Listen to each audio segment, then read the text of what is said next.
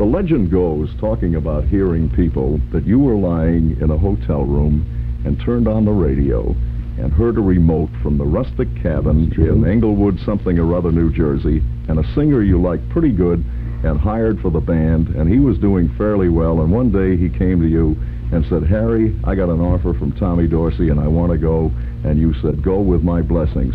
Now, what do you think would have happened to the history of the world if you had said no to Frank Sinatra? Well, I'll tell you, this is quite a story, because it is true that we were playing at the Paramount Theater in New York, and I heard this remote, and I went out the next night, and I went out to hear him, and the manager, I didn't want to let him sing, because he said he's the MC, so I just let him sing a song once in a while. But actually, he's there as the MC introducing the show.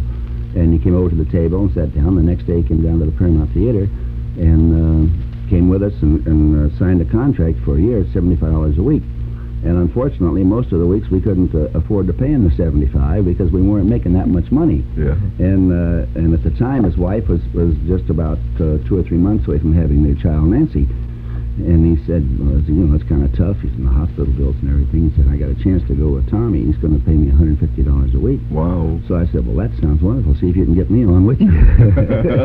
But he still owes me 5 months at $75 a week. And so I tease him and I say, okay, Frank, come on, you're going to sit in the band. He says, okay, boss, anytime you want it, let's go. I have the quote here. It says, I'm ready anytime. Just call me, and I'll be there on the stand. That's right. That's right. I'll tell you, he's just the kind of a guy that would do it, too, believe me. Really? Yes, sir. He's a great man.